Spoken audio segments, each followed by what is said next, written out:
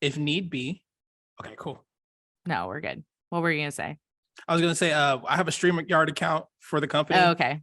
So we could have moved it to StreamYard if need be. So this is good. I'm doing it to the cloud this time. So like, hopefully also like my computer is like the little engine that could. It is a very old computer. I mean, and by old, I mean, it's like 2015, 2016. Oh, wow. It's ancient. It is. It like needs an AARP card and everything. For real. It's a struggle, and it just like, it turns on in like airplane mode is something different for my laptop where it sounds like you're on an actual airplane. Like the engines start working. That's lovely. Is it Windows? Stuff. Oh gosh, no, it's an Apple. Oh, okay. Okay. I was about to say that's oof. No, you're running. Running a few decades behind myself. Yeah, no, it's an Apple. I'm like an Apple person through and through. So well, awesome. Welcome, Ryan. I'm so glad you can join us today, Friday. It's almost the weekend. Where are you located at? I'm in San Antonio, Texas. I just talked to someone from Austin. Oh man, we don't claim Austin. Fair enough. All that to say, it's hot. Yes, wherever extremely. You're at, and hot where I'm at too. I'm in Arizona, so it is. Oh, nice. I was almost in Arizona today. Almost. Really? Wait, hold on. How were you almost in Arizona? So like I told you, we do consulting, and we had a podcast appearance in Arizona last night. So my boss is up there right now, and we were gonna. I think he has another one tonight as well. So we were gonna be all in Arizona this past weekend. We could have done the first in-person recording, and that would have been sick. That would have been so much fun. But I'm just in my little like office in my house right now. Well, my wife was at camp with the youth at our church, and she needed me to be with the dog. Yeah. So I was like, I can't go, Doug, and I'm a little upset about that. But hey, you pick up the slack. You're just missing some smoldering heat and some ugly weather right now. It's dusty and icky outside. So yeah, there's that. I mean, I like a dry heat over this humid weather here. Yeah. So yeah, I do too. I didn't realize like how terrible it was until I just got back from Charlotte, North Carolina, and I walked outside. My whole family lives on the East Coast, and I texted the like family group text, and I was like, how do people wear glasses out here? Like seeing glasses, like how do you wear glasses? And they're like, you don't. You wear a hat or you wear contacts. Like, right. Exactly. Like, this is like I would open the car door and like I couldn't see anything. It was absolutely ridiculous. It was insane. And I'm like, yes, I like the South. I like my sister lives in North Carolina. My mom lives in Georgia. I have friends who live in Florida, and I'm like, yes, but bugs and humidity.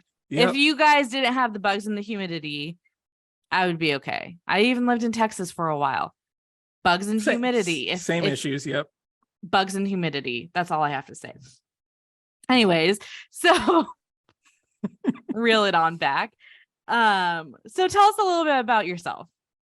So you have dogs and a wife and kids. I have dogs and a wife. No kids. I have absolutely no kids. She's doing like a kid thing though. Kids camp. So she was at youth camp with our church. She serves in the youth. That's middle school to high school. Cool. I serve in children's church, which is newborn to elementary school. Gotcha. So I'm actually going to children's camp next week from Tuesday to Friday, which is always interesting. Kids are funny. So yeah, but for work like my paying job, I work at a company called Building Great Sales Teams. We just changed the name, and our whole goal is to build better sales teams for companies. And we have a podcast called Building Great Sales Teams. I recently started a new offshoot of that it's called Your Podcast Partner. So building great podcasts is what I like to call it. There we go. And I'm kind of heading that up myself, Nice. but it's still an offshoot of what we do everything here. Yeah. Sounds fun. How long have you been doing that? Podcasting or the building of this new conglomerate? Working in this business. So with sales teams, I started with this company in 2017. Okay. So we sold AT&T, we sold solar, we sold security, we sold everything. We were like companies would come seek us out to sell their product for them. Okay. So I was doing that in 2017, doing back end, some marketing stuff for that. And then as far as the podcasting, we started the BGST podcast in January of last year. So since we did that for a year, we're at 200 plus episodes, releasing 3 a day, not 3 a day, 3 a week, 3 a week. Still, yes, it is wild. Yeah.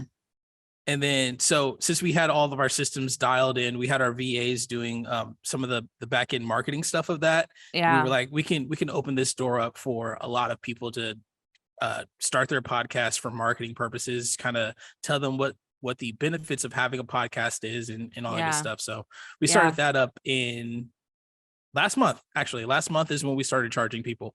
That's exciting. That's really exciting. And we are like cut from the same cloth, because I am definitely a digital marketer by trade. I'm a social media manager for a tech company, but also I just started releasing, this is also the first time I've ever talking about it like publicly. I'm starting something called the Idea Lab. And part of it is how to take your doing a 0 to podcast strategy. So I feel you, but that's awesome. Podcasts are important. People don't understand the power of a podcast. Yeah. Like, it is crazy. The only reason why I started podcasts, I have a friend, his name is Dallin. He has a podcast. We were talking podcast, right? But he has a podcast, and the reason why we started was because I didn't have a job. He hated his job. And so we were like, hey, let's talk every week, right? Like, let's have a conversation about whatever is going on with our lives. And so we settled on music, because we both do music. I do rap. He doesn't anymore. Okay. So we just, every week, whatever releases that intrigued us, we would talk about it on the show. Sometimes we were talking about movies. Like, I think The Last Jedi just came out.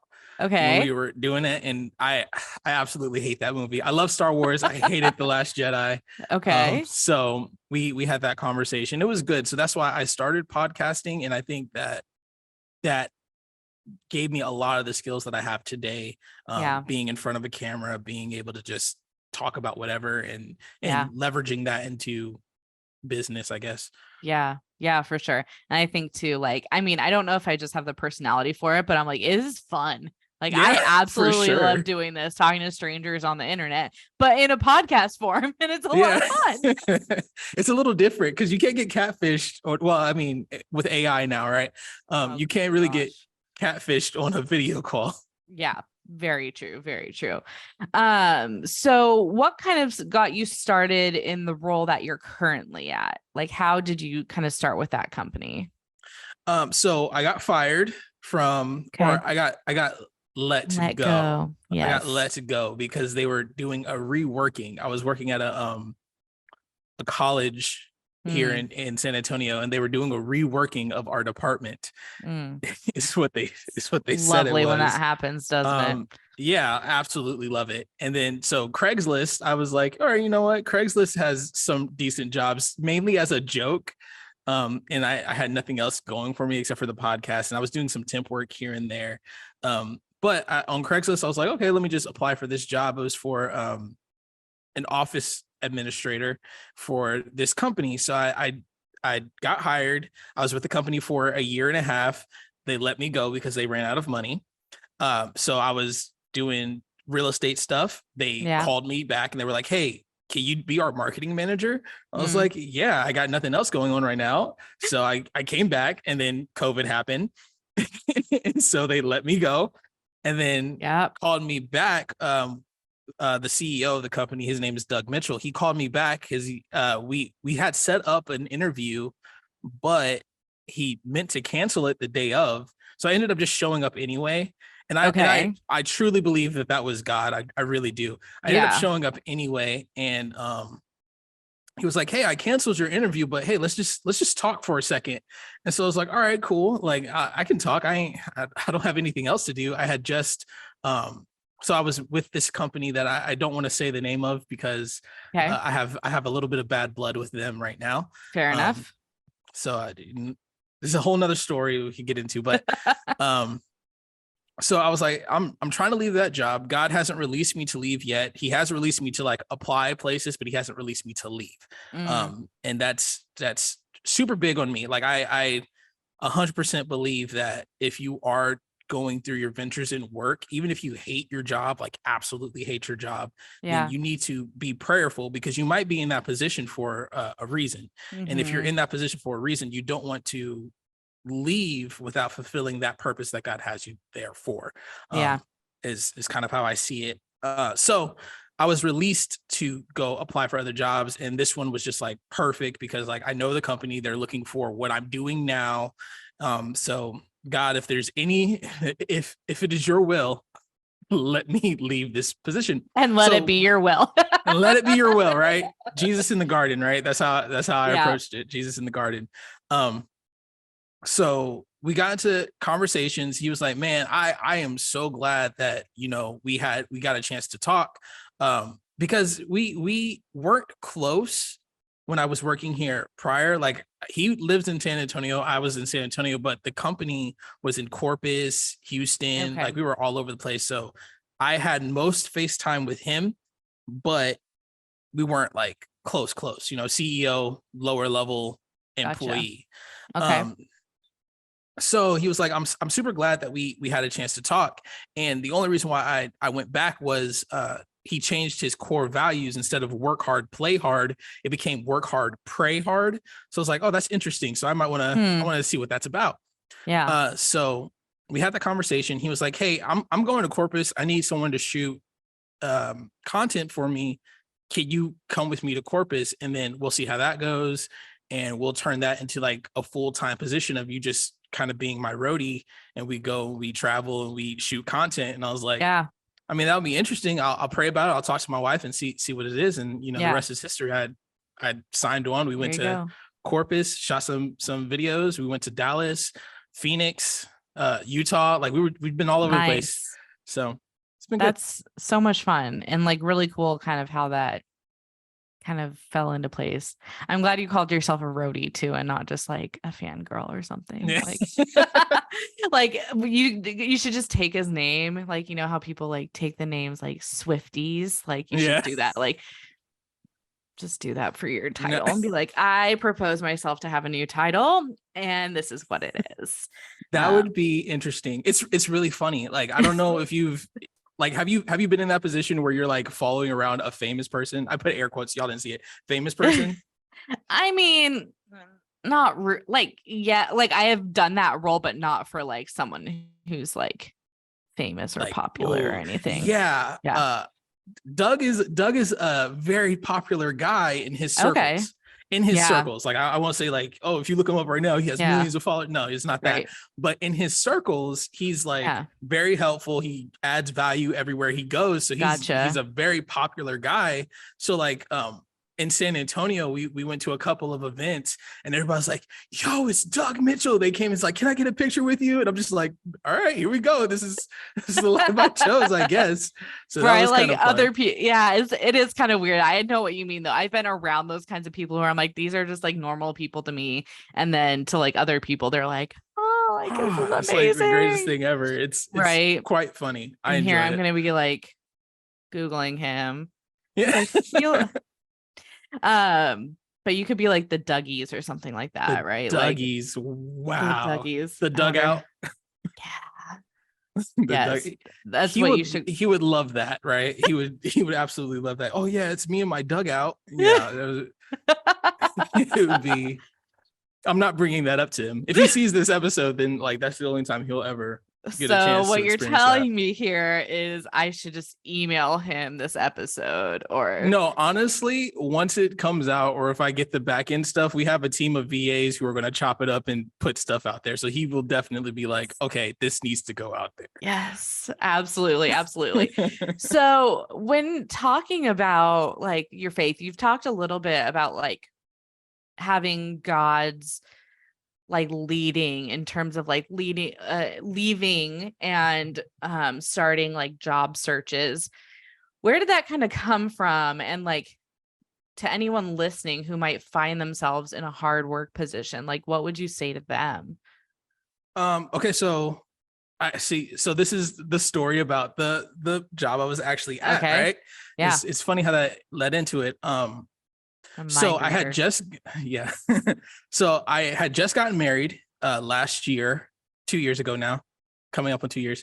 And congratulations. thank you. So I was doing consulting work for a couple of real estate companies, and the job was done, right? So I didn't have any income until I found like my next gig.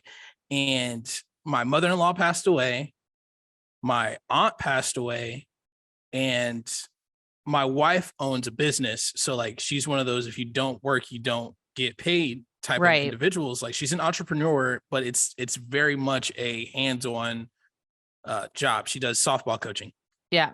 So I was like, well, God, you know that we need money. Bills don't stop. So like, what's up? And so I applied for a job at this company, and I got an interview the very same day. And I was like, okay, God, is this you? And I got an okay. So I went, I had the interview, talked to the guy. It was great.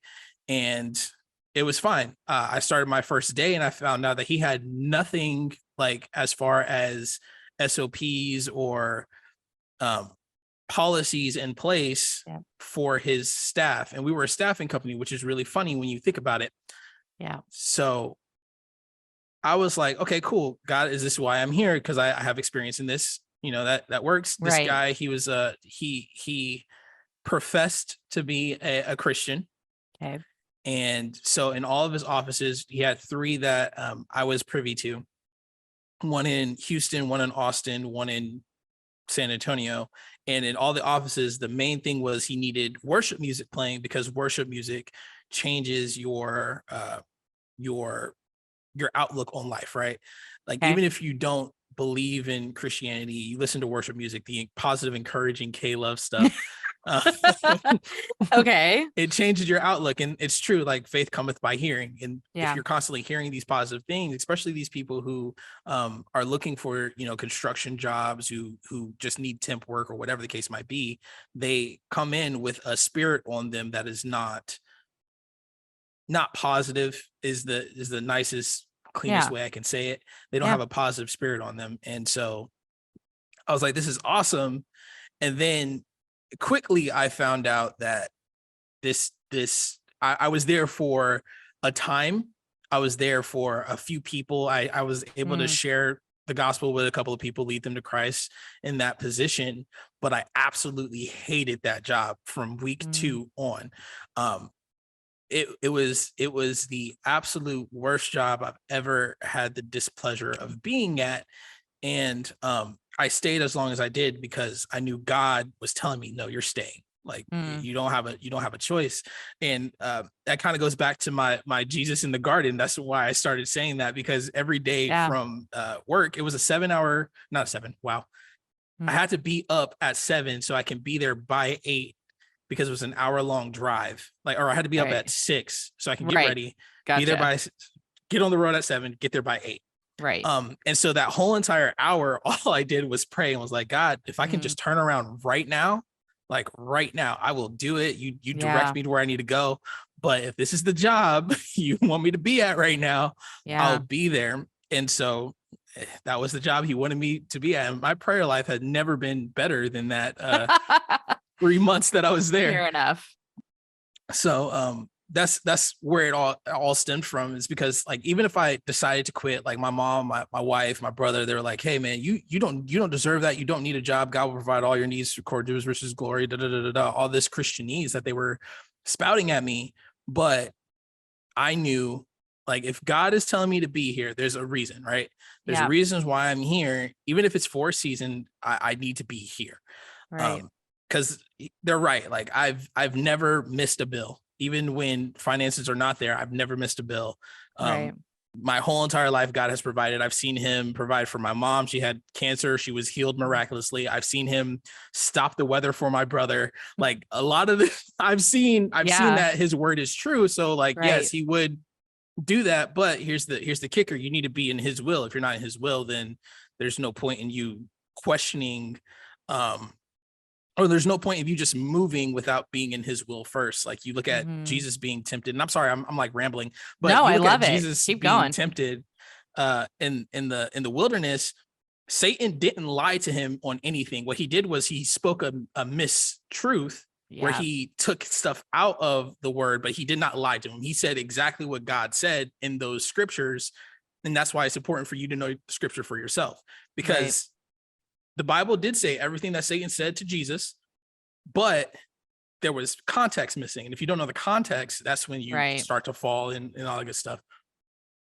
But yeah, that's kind of how I learned that, is like when you're in a position where you absolutely hate it, the boss is trying to get you, the CEO, he's trying to fire you, but he can't because he has no grounds. Then you learn quickly, like, okay, God, you want me here for some reason, and I don't know what it is, but I'm going to stick it out because I absolutely hate this. Yeah.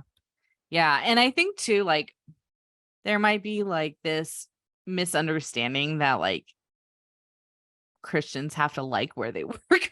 Right. Oh, 100%. 100%. You don't have to like where you work. No, you don't. And also like, it doesn't, like, it's okay as a Christian and Christ follower to like call out toxic situations and like 100%. You're kind of called to do that.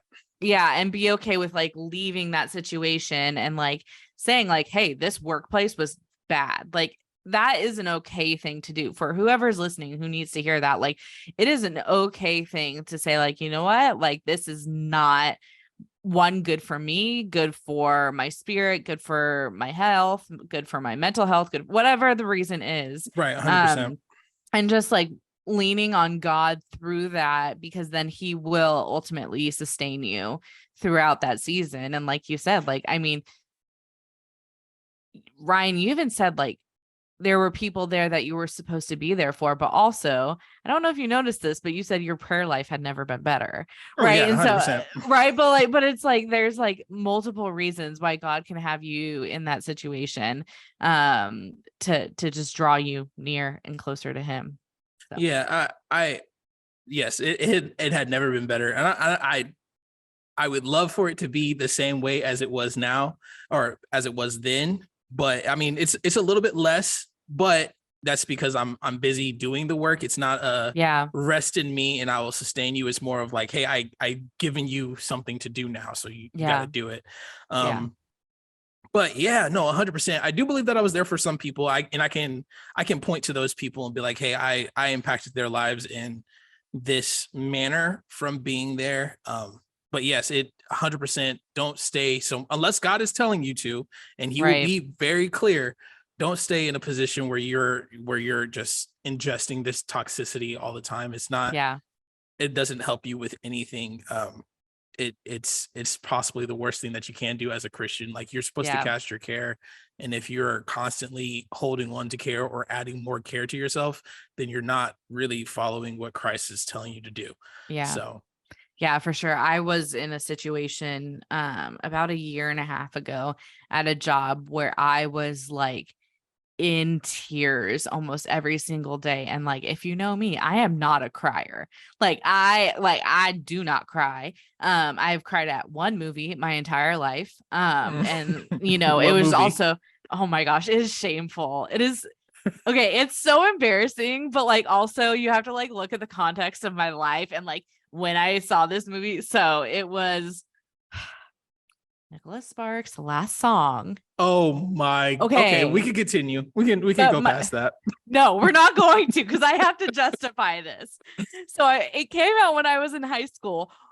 And the story is about a divorced parent, like divorced couple, and there was the daughter taking care of her like younger brother, and one of the parents is dying from cancer. Guess what was happening in my life? I was taking care of my little brother, and my mom had cancer, and my dad left. Like, so all it was just so it is justified. It's like, that's my life. When will I have my last song? Just sobbing in the theater at Miley Cyrus's terrible performance. Anyways, I'm not a crier. And so in this season of my life, I was like just so broken down, and like I was yielding to my husband in the decision to leave my job.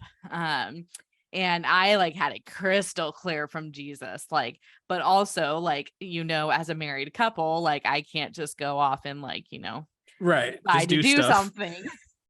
And so I was yielding to my husband, and I mean, he'll say it to this day that he was also distracted by other things that, weren't from God in that season. But there was just this absolute like desperation of me and God in that moment. And the funny thing is like my trust and the peace that God gives us has never been so impactful than it was in that season.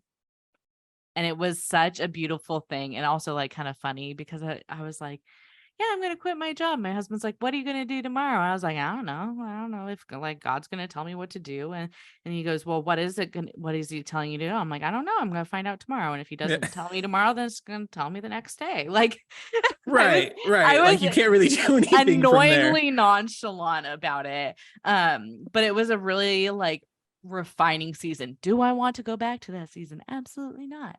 But oh yeah, nobody wants to go back to the place that God brought them out of.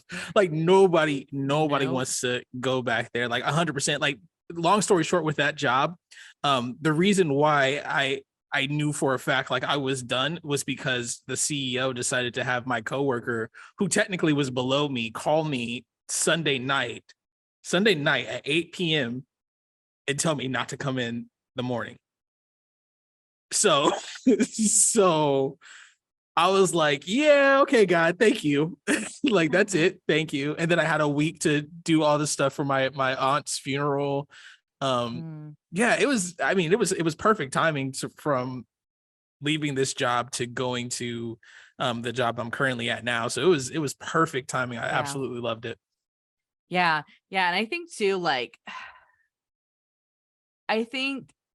and this might be like so going off subject, but when we're confronted by people who are hurting us in that situation, I feel like there is like this default to like, oh, we have to love everyone. Like there's like that default, right? But like, that's like, yeah, but what does love actually look like? Do you know what love is before you just throw that out there? Like there's studies on what love is, like biblical love. Yeah. And biblical love is not letting people run over you.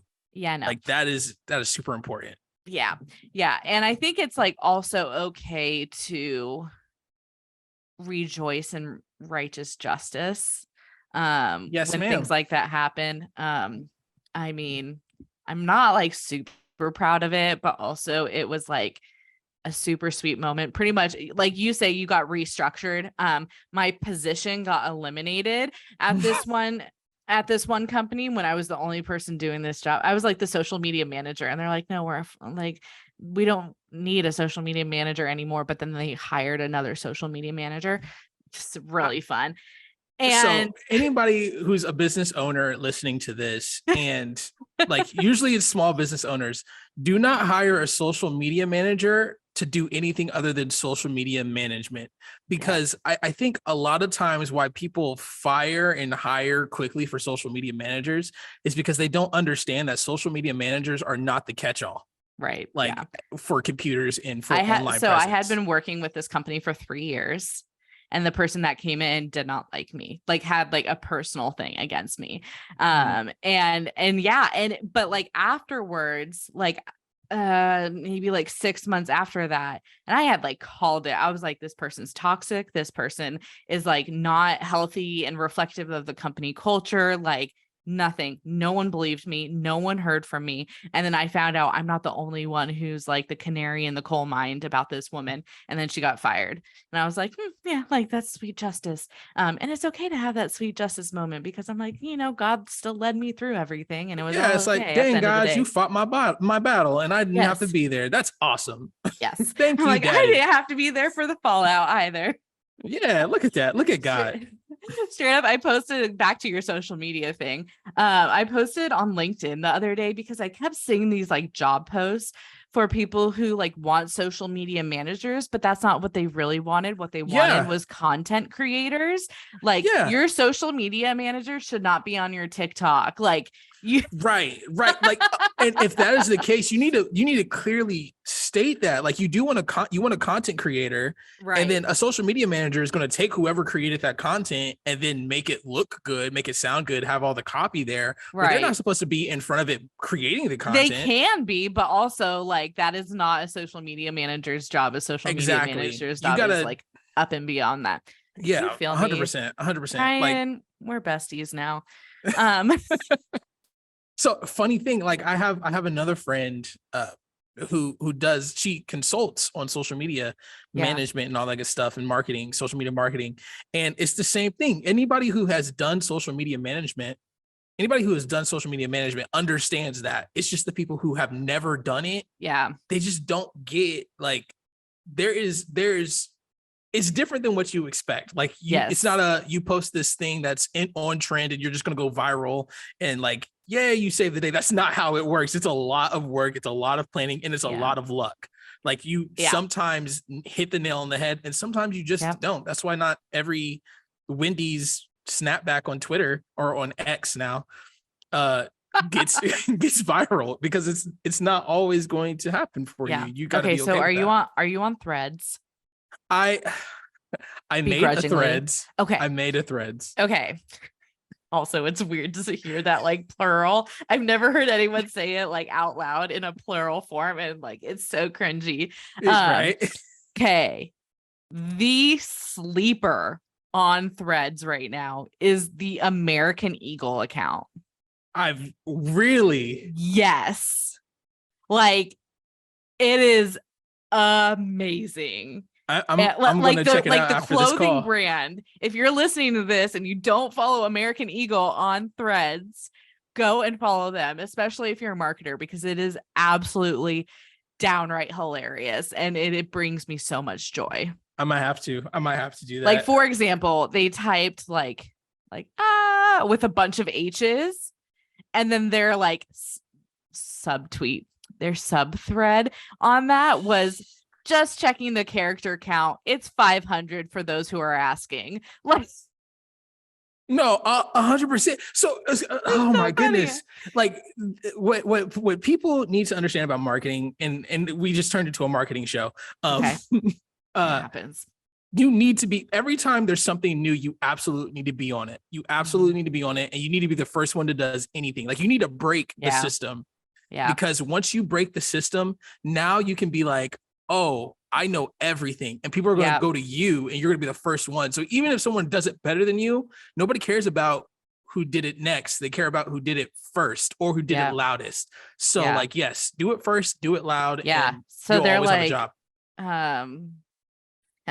like I'm looking at their Threads account right now and their most recent post, I guess, is what is the max number of vacation IG stories per day before you meet them? Like, absolutely hilarious. And then it's also like there's like this wolf and it says TGIF. Like, it's just funny crap on there. Like, I absolutely love it. Anyways, there's the aside if you want a really fun, like, I appreciate Wendy's and what they did. Yeah. Like, look out, American Eagle. Like, they are up and coming. Does Wendy's have a Threads? Yeah, they have a Threads. Oh, I literally made it because my boss was like, hey, we need to be on Threads. And I have no idea how to work Threads. Like, I love Twitter. Twitter's my go, or X. X is my go-to. Really? Yes. That's the one social media that no matter what, I'm going to check in on there just because I get all my news from there really fast. Okay. Fair enough. Facebook, I have way too many people on my Facebook that I don't really know. Okay. And that's because Doug is famous and he keeps tagging me and stuff. So they come in, they try to add me as a friend. And I'm like, dude, like, I've met you one time. We're not friends. What I did is I converted my personal profile to a whatever professional profile or whatever. So people just follow me now instead of adding me as a friend. That's I don't even want people following me like that. I don't. Like, get out of here. It's like all these crypto dudes. So we're in this it is. So we're in this group.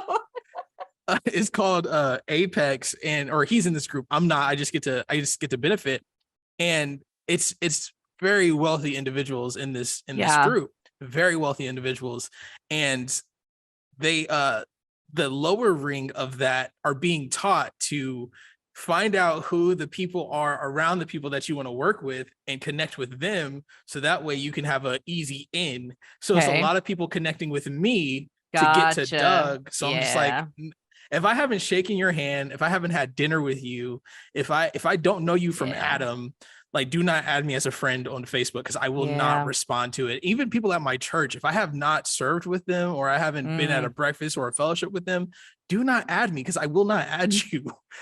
It's just real. I'm not going to like give up my mental space for that if we don't have a actual connection in any kind of way, which is kind of counterproductive to Christianity, but we can talk about that later. Well, I mean, like, and you also have like I went to when I was in Charlotte, I heard Lisa TerKeurst speak, and she goes, there's a difference between privacy and secrecy. I was like, 100%. Like, I've 100%. Never heard it, like, I know it, but like I've never heard someone put it so succinctly. And I was like, yeah, like, people will want, especially in ministry and like stuff like that, people want privacy around these things. Now, when it goes into secrecy, like, that's when you're, playing with the devil there. But privacy is, something to be held dear. Right. Like, Jesus had 12 friends, right? He had a multitude of followers. He fed 5,000 men and their children who followed him to a mountain. He talked to them all. He was very open, but really he had 12 friends. And even within those 12, he had his... Yeah, his closest. Was it 3? Yeah, it was about 3. It was he had his closest. I was going to say their names, but I was going to butcher that. I know Peter was one. Peter, James, and John, I think it was. But the ones like that. Yeah, there's several of them. But yeah, those are the ones who he took to the garden with him. That's it. Like, you need to have that. You need to be able to break away and have those confidants that you can be like, hey, like, there's levels to our relationships. There's levels to all of it. And the people who I shake a hand with because we're at this conference that has 1,000 people and I don't see you ever again, don't add me on Facebook, please. Yeah. Follow him on Twitter instead, or X. Yeah, you can follow me on X. I retweet some funny stuff sometimes. No, I haven't been on there in a minute. You react. What is it now? Rexes. Is it I've heard it. It's either like, it's REXES. I'm like, that's either Rexes or like Rexes, which just makes me think of like a T-Rex. I'm like, the new logo should just be like a T-Rex. Anyways, that would work. I would love that, actually. Just like a big dinosaur stampede. Anyways, let's go back though. You did say something and I kind of want to go back to it, which was kind of like working with like the proximity and like intimacy and privacy within your like co-workers and like your colleagues. And how does that look for you in terms of like, you're like, yeah, I've like led people to Jesus. And I'm like, oh, wow. Like, that's like a significant thing, like, from being at work. So could you talk a little bit about that? So I've been fortunate enough to be in very small companies who have very intimate settings, right?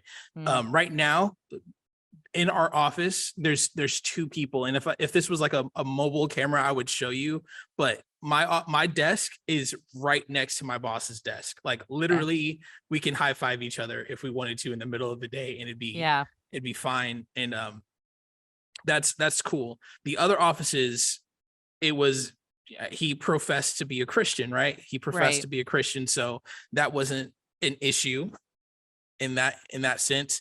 And then the college job, I actually got it from someone who was in our church, and she had watched me grow up, and she was like, "Hey, I think you would be a great fit in our company." So I've been fortunate in that instance, but I also think that it's okay to build relationships outside of the workplace, right? I would hate to be somewhere where I can't talk on a human level with my coworkers. Like, even if it's like, hey, let's go get coffee after work. What are you doing? Oh, you got nothing going on? I got nothing going on. Let's go hang out. Because like, you should want to have relationships with the people you do life with. And yes, it's work, but you're still doing some form of your life. You're doing the majority of your life with these people. So I try to be open and willing to grow relationships with the people I work with. And that's kind of how I've been able to maneuver in that instance, outside of like all of them profess to be Christians. And I've just been fortunate to deal with that. Yeah. Yeah, for sure. Now, do you have any like stories of like, well, actually you already told one, which was I know like the icky boss. But just like any situations, kind of above and beyond that, where like being a Christian was hard. Ooh.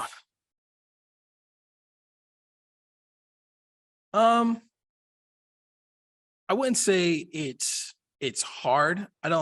So I grew up in the things of God, like since I was born.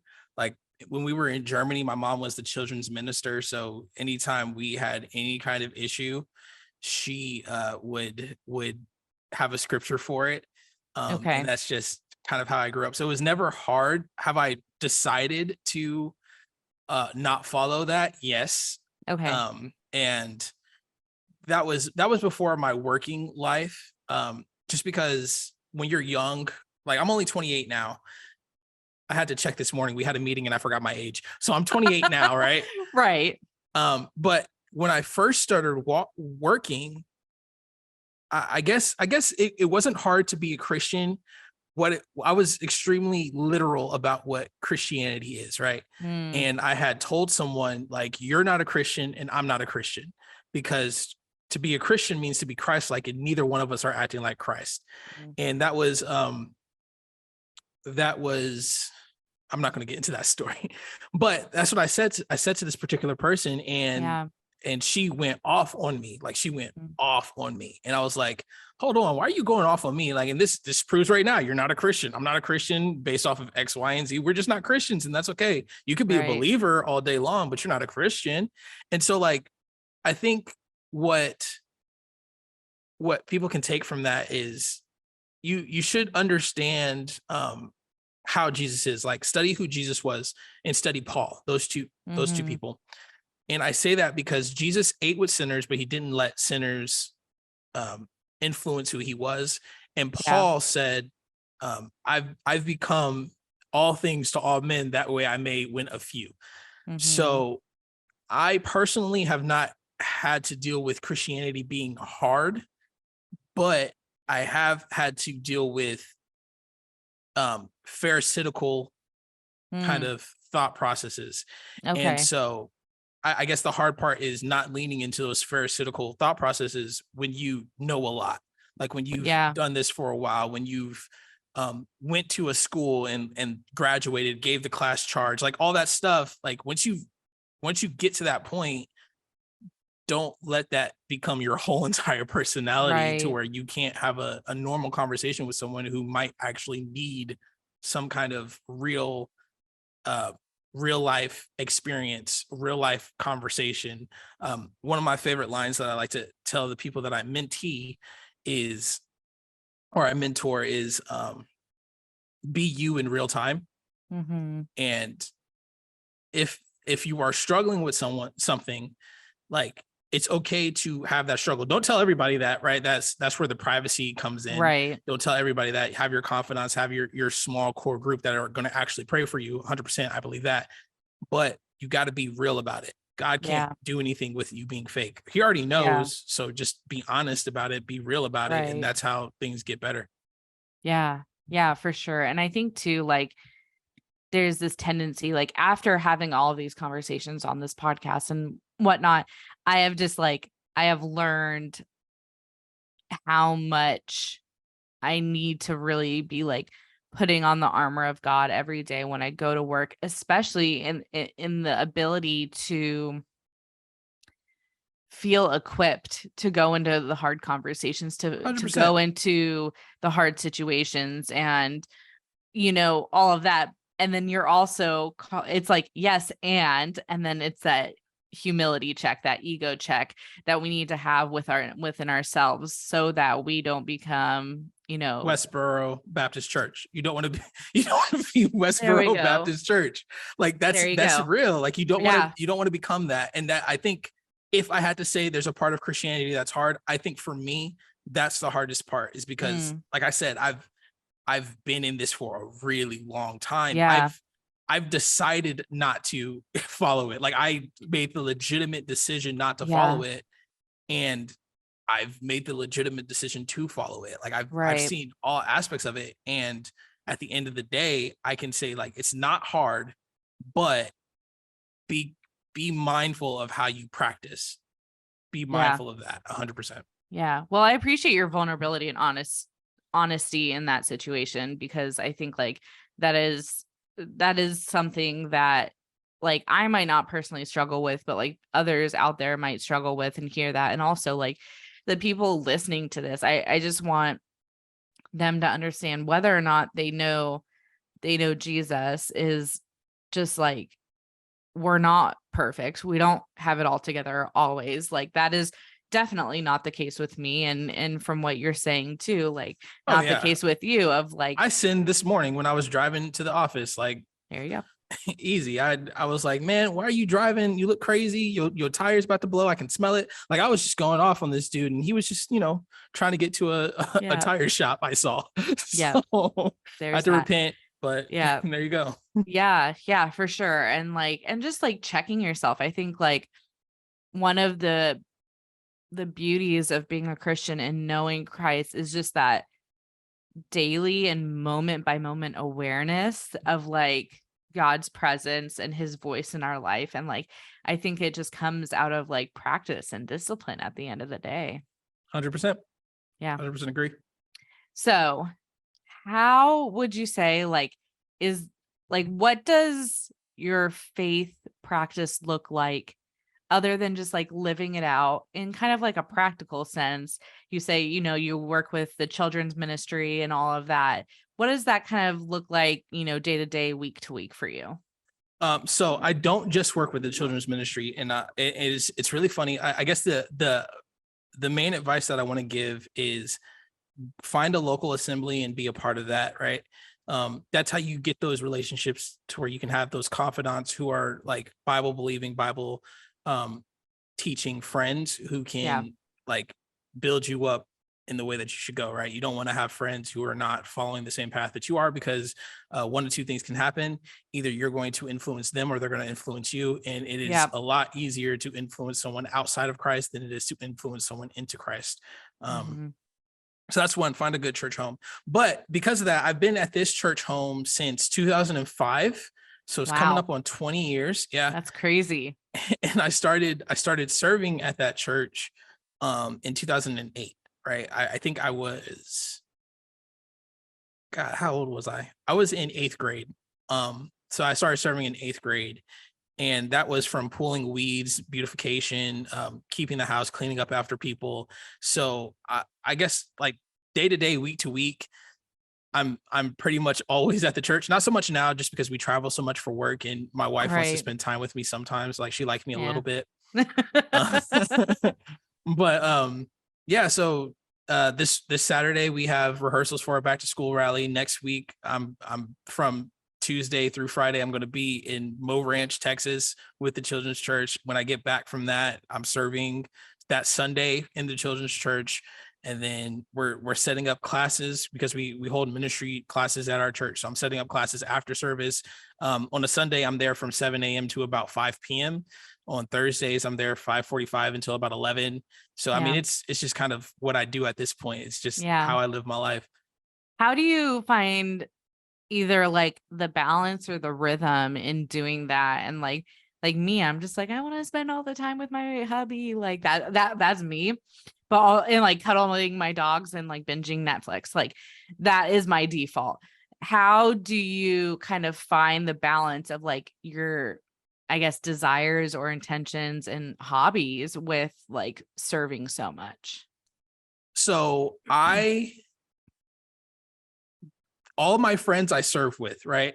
Mm, So you really cannot be my friend if I have not served with you, because it's really it's true. Like right, you need to decompress even when you're dealing with people at church, because I mean church is a hospital, right? Like people right. you're there with sick people all day, so you got to figure out how to decompress.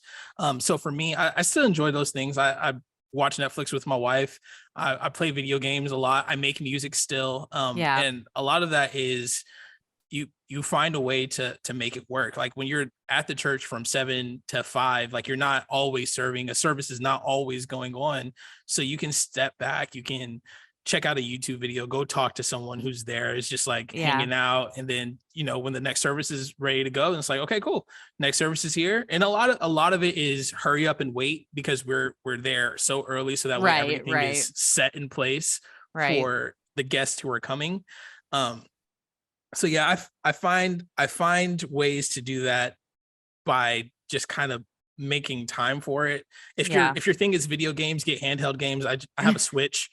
Like, I It's have I have not a bad Switch. advice.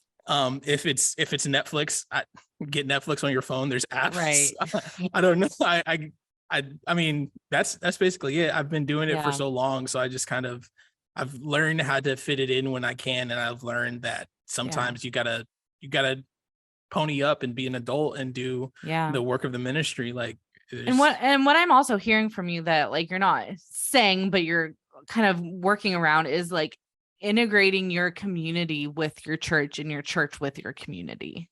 yeah, 100%, Of 100%. like Like, having your friend, like serving alongside your friends, and mhm. like instead of meeting out and like going out and like grabbing some drinks or something like that, like you can go and like serve together and still have that same kind of communal element. 100%. I told my wife, so before we started dating, I was like, I'm not hanging out with you. Like, you can come to the church and serve with me, but I'm not going to hang out with you if I have something going on at the church. I told her that Yeah. straight up. Like, I'm not going to stop what I was already doing just Right. because, I kind of want to hang out with you a little bit. Like, I'm not going Yeah. to do that. That's not what's going to happen. All of her friends who wanted to hang out with me because I'm just a cool guy. I don't know what it is. All of her friends, I told them the same thing. I was setting up tables and they're like, "Hey, Ryan, I got a question for you." I was like, "Okay, I got a table for you to sit down." Like, it's Yeah. always like that, because again, if I'm going to sit here and I'm going to be honest about who God is to me and the place that he holds in my life, then I have to show that. I have to show that in everything that I'm doing. And Mm-hmm. yes, I can go out with friends, go to a movie, go hang out at the house, do whatever, Right. go to a football game. I mean, I travel for work, so I'm not at every service now, Right. but like even still, like I make time to take off of work for 4 days so I can be at a children's camp. I make time for my lunch break when we're having the VBS summer program, to go Right. on my lunch break, hang out with the kids and be like, "Hey, I'm still here. What you guys learn? Are you having a good time?" I make time to do all of that even while I'm Yeah. at work. So Yeah. I think it's just you find out the balance for yourself and you Yeah. make that work. And then I guarantee once you start doing it, like it will grow, it will increase when you Yeah. make the conscious decision to do that. Yeah. Yeah. And I feel that. I think like there's the people who like don't serve at all, and then there's like the people who do serve it. And then I think there's like this like small segment too of like people who might like use serving as like a way to run from their problems. Oh yeah, no. There's also that. So I like, not that you'll always want to serve, but like also just Yeah, like do a heart check of like doing this, like why are you doing this, like are you doing this to be obedient to God and like what he has called in your life, or are you running away from an argument with your spouse? oh yeah, There's well, also your that. first ministry is your household, 100%. Right. that is your first ministry. If you don't know that, then you need to not serve and sit down and learn a couple of things before you jump into that, because I agree 100%. Like you don't want to use God as a way to escape something else. And I'm saying that as I know that sounds weird because most people turn to God during situations, but right. I get what you're saying. It should be a solution, not a crutch. Yeah. God should be a solution, not a crutch. I think it's the best way I can say it. Or like an excuse. Or an excuse, right? Yeah. Like, yeah. Anyways. Yeah. Well, awesome. I've loved this conversation. It has definitely gone through almost all of my favorite things. Nice. Besides, wait, what did I miss? What did I miss? I like to talk about everything. My obsession with iced tea. Like, we could talk about iced tea. What's your like? Do you like sure Lipton? My husband's no. Oh no. Okay, good. Oh gosh, no. Lipton is basic, right? Ew, it's like there's so many like tannins in iced tea. It's like, or in Lipton tea. Okay, I hate to admit this. I drive like a half hour for good iced tea. One way.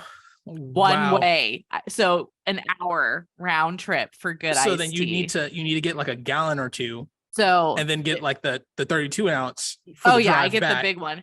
But so here's the thing. It was China Mist iced tea.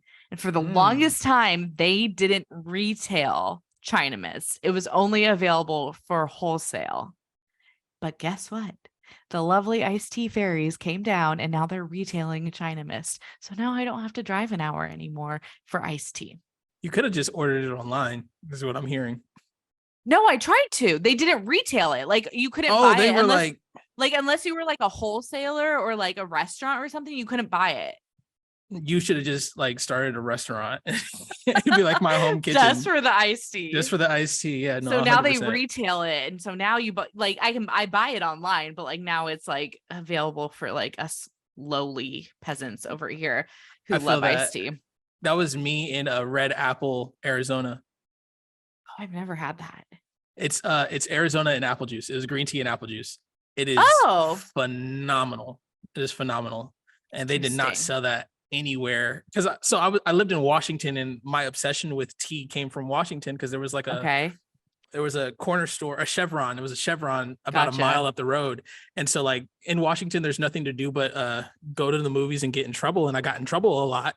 And my escape from getting in trouble was going to Chevron, getting an iced or a Red Apple Arizona, and then getting back into trouble. So yeah. Arizona teas and all that good stuff was my obsession for a minute and a half. Yes. But yeah, we talked about the majority of it now. There we go. I mean, we could have skipped over the whole Nicholas Sparks breakdown thing, but I'll forgive you for that. Okay, please forgive me, because I'm sorry you had to relive that atrocity of a movie. And like the most traumatic thing in my life. It's probably because you saw that movie. That's why it became so tragic. It imprinted on me. Yeah. Well, Ryan, I love to finish off every episode asking our guest, what is one thing that our listeners can do to implement a faith-building practice or discipline in their life? So I already said, find a home church. That's one. Two, pray on your commute. Because I know this is targeted towards Christians who work a 9 to 5. Pray on your commute and start that day right, and pray when you're headed home as well. I think a lot of people see prayer as just talking and not listening. But it's supposed to be a conversation, right? Like just like you would call your mom. I call my mom. I'm making myself sound really sappy right now, but I call my mom every day after work. Yeah. Just kind of, see what she's what she got going on, and talk to her, because I absolutely love my mom. But the same thing is with God. Like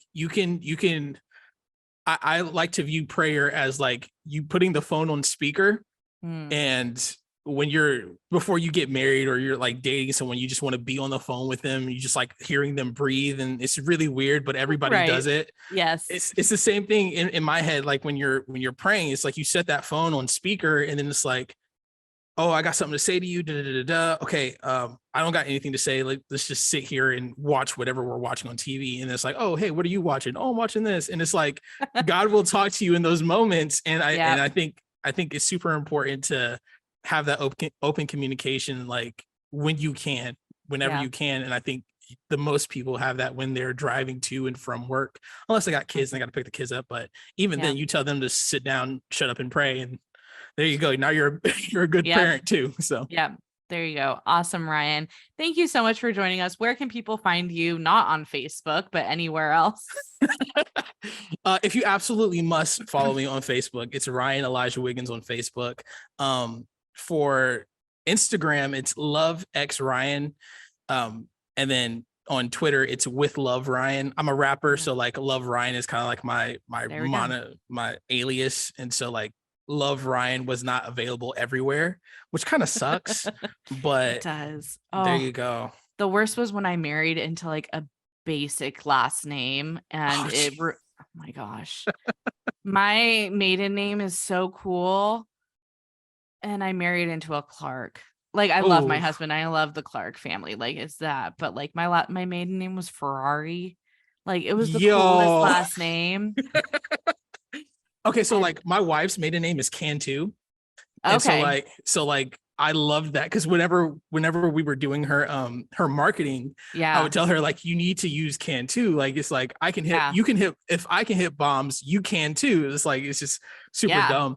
And then her dad runs he was a captain of ships, that like fishing ships, and so his marketing was like, if I can catch one, you can too. And I was like, yes, that's perfect. That's amazing. SEO and marketing, but Wiggins is not. We're basic, so I get it. I feel you.